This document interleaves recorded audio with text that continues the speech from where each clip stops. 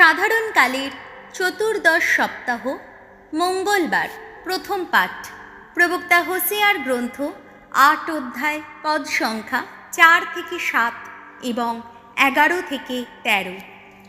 Israel বুনছে বায়ুর বীজ, পাবে ঝঞ্ঝারি ফসল। স্বয়ং ভগবান এই কথা বলছেন। ইসরায়েলের মানুষেরা একের পর এক রাজাকে সিংহাসনে বসিয়েছে, কিন্তু আমার অনুমোদনে নয়। একের পর এক নেতৃজনকেও নিযুক্ত করেছে তারা, কিন্তু আমাকে না জানিয়েই। তাদের রূপো আর সোনা দিয়ে তারা নিজেদের জন্যে গড়ে তুলেছে যত দেব মূর্তি, আর এইভাবে নিজেদের সর্বনাশ ডেকে এনেছে তারা।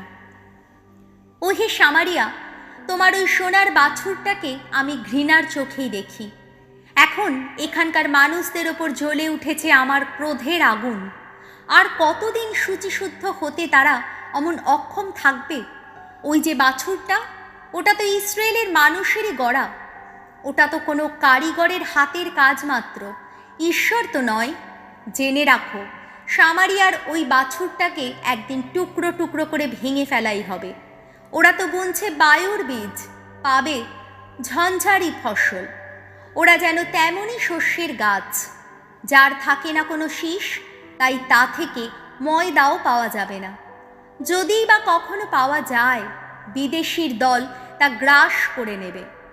অসংখ্য পূজাবেদী গড়ে তুলে এফ্রাইম তো পাপ করেছে। ওইসব পূজাবেদী হয়ে উঠেছে তার পাপেরই কারণ। ওদের কথা ভেবে আমি তো আমার বিধানের শত নির্দেশ লিখেই রেখেছি। সেই সব ওরা কিন্তু বিদেশের লেখা নির্দেশ বলেই গণ্য করে থাকে। আমার উদ্দেশ্যে ওরা অবশ্য নানা যজ্ঞ নিবেদন করে, বলি দেওয়া যত প্রাণীর মাংসও খায়, কিন্তু আমি ভগবান ওইসব বলি গ্রহণ তো করি না। এবার আমি ওদের অপরাধের কথা ভেবে দেখব, আবার পাপের শাস্তি দেব ওদের। সেই মিশরেই ওদের আবার ফিরে যেতে হবে। প্রভুর বাণী। শ্যাম সঙ্গীত ধুয়ো। ভক্তজন যারা, ভগবানেই রাখো তারা নিত্য ভরসা। আমাদের ঈশ্বর তো স্বর্গলোকেই রয়েছেন, যা তিনি করতে চান তাই তো করেন।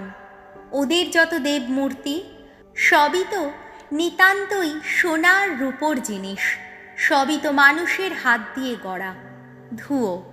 ভক্তজন যারা, ভগবানেই রাখো তারা নিত্য ভরসা। তাদের মুখ তো আছে, তবু কথা বলতে পারে না। চোখ আছে, তবু কিছু দেখতে পায় না। কান আছে, তবু কিছু শুনতে পায় না। নাক আছে, তবু কোনো গন্ধই পায় না। ধুয়ো। ভক্তজন যারা, ভগবানেই রাখো তারা নিত্য ভরসা। হাত আছে, তবু কিছু ছুঁতেও পারে না। পা আছে, তবু তারা চলতে পারে না। ওই সব মূর্তির কারিগর যারা, ওই সব মূর্তির ওপর আস্থা রাখে যারা, তাদের দশা তো হবে ওই সব মূর্তিরই মতো। ধুয়ো। ভক্তজন যারা, ভগবানেই রাখো তারা নিত্য ভরসা। ওগো, তোমরা ইসরায়েলের মানুষ যারা, ভগবানেই ভরসা রেখো তোমরা। তিনিই আমাদের সহায়, আমাদের রক্ষা ফলক। ভগবৎ ভীরু যারা, ভগবানেই ভরসা রেখো তোমরা। তিনিই আমাদের সহায়, আমাদের রক্ষা ফলক। ধুয়ো। ভক্তজন যারা, ভগবানেই রাখো তারা নিত্য ভরসা। বাণী বন্দনা। জয় জয় প্রভুর জয়, জয় জয় প্রভুর জয়, জয় জয় প্রভুর জয়। আমি প্রকৃত মেষপালক।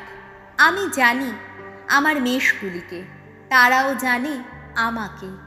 জয় জয় প্রভুর জয়, জয় জয় প্রভুর জয়, জয় জয় প্রভুর জয়। মথি রচিত মঙ্গল সমাচার ৯ অধ্যায় পদ সংখ্যা ৩২ থেকে ৩৮।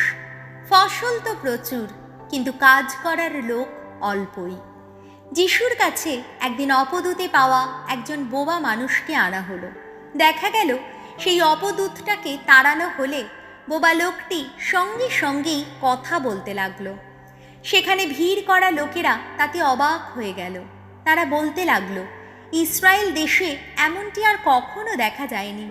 কিন্তু ফরিসিরা বললেন, ও তো অপদূত রাজের শক্তিতেই অপদূত তাড়িয়ে বেড়াচ্ছে। এরপর যিশু প্রতিটি গ্রামে ও শহরে ঘুরে বেড়াতে লাগলেন। ইহুদিদের বিভিন্ন সমাজগৃহে উপদেশ দিতেন তিনি, ঐশ্ব রাজ্যের মঙ্গল বার্তা প্রচার করতেন এবং মানুষের যত রোগ, যত ব্যাধি সারিয়েও তুলতেন। একদিন লোকের ভিড় দেখে তাদের জন্যে তার কেমন দুঃখ হলো। ক্লিষ্ট অবসন্ন তারা, যেন পালকবিহীন মেষেরই মতো। তিনি তখন তার শিষ্যদের বললেন, ফসল তো প্রচুর, কিন্তু কাজ করার লোক অল্পই। তাই ফসলের মালিককে মিনতি জানাও, তিনি যেন তার শস্য খেতে কাজ করার লোক পাঠিয়ে দেন। প্রভু যিশুর মঙ্গল সমাচার।